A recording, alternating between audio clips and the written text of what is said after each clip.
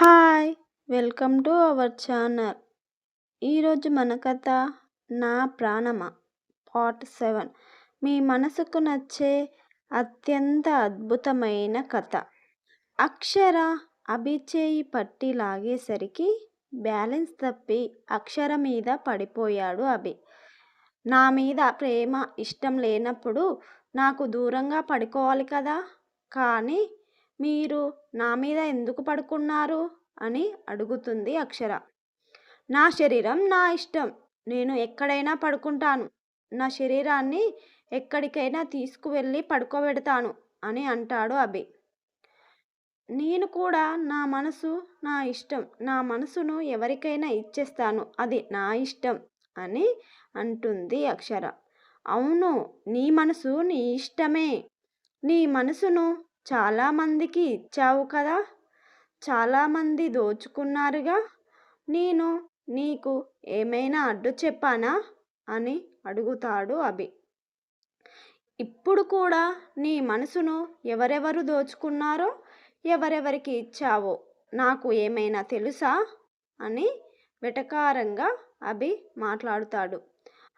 అక్షర కోపంగా, అలా మాట్లాడకండి, నాకు కోపం వస్తుంది అని అంటుంది అక్షర. అబ్బో, నీకు కూడా కోపం వస్తుందా అని అంటాడు అభి. ఏ, నేను మనిషిని కాదా, నాకు కోపం రాదా అని అంటుంది అక్షర. కోపం వస్తే ఏం చేస్తారో తమరు అని అడుగుతాడు అభి.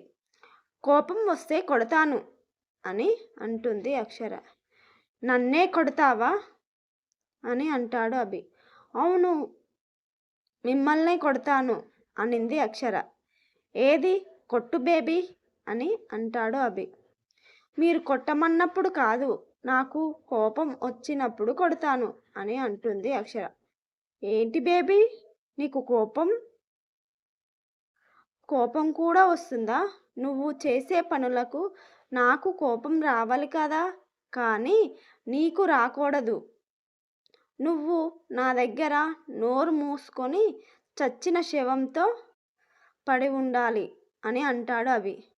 ఇలాగే నా ముందు నోరు లేపావే అనుకో, నిన్ను గోతులో తోవి పారేస్తా అని అంటాడు అభి.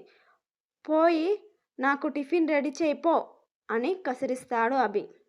నా పనులన్నీ నువ్వే చేయాలి, నువ్వు కాకుండా నా పనులు ఎవరైనా చేశారో నీ అంతు చూస్తా అని అంటాడు అభి.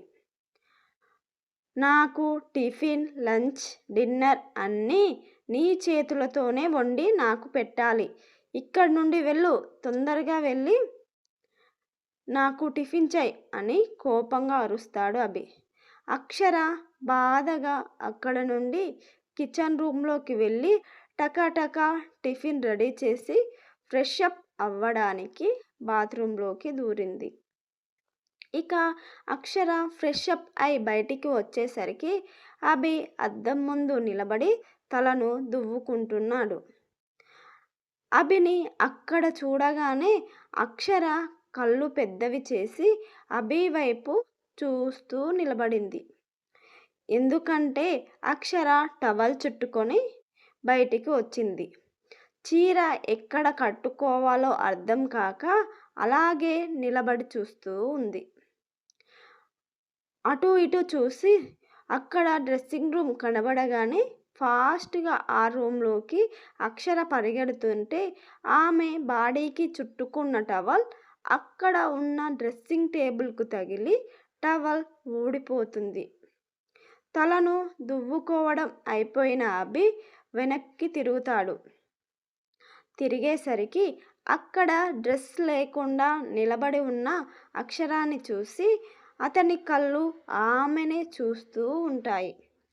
అక్షర భయంగా కంగారు పడుతూ కింద పడి ఉన్న టవల్ని తీసుకొని కట్టుకుంటుండగా అభి ఆమె ముందు ప్రత్యక్షమవుతాడు. అక్షర భయంతో తన చేతిలో ఉన్న టవల్తో గోడకి అలాగే నిలబడి ఉంది. అభి ఆమెను కింది నుంచి పై వరకు చూస్తుంటే అక్షర తన టవల్ని తనకు అడ్డుగా పెట్టుకుంటుంది.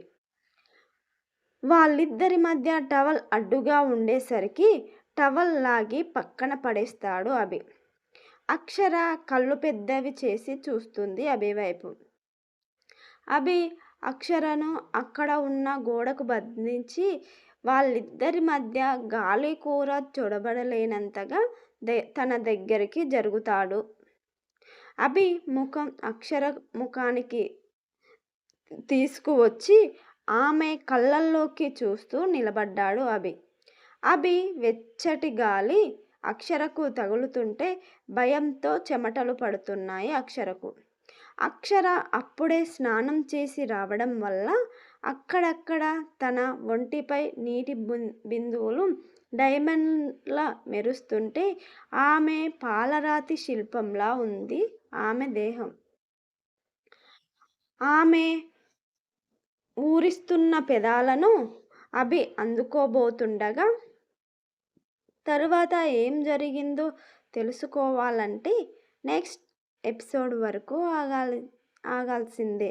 ఇలాంటి మరిన్ని కథల కోసం మన ఛానల్ని సబ్స్క్రైబ్ చేయండి. లైక్ ఇచ్చి మన వీడియోను సపోర్ట్ చేయండి.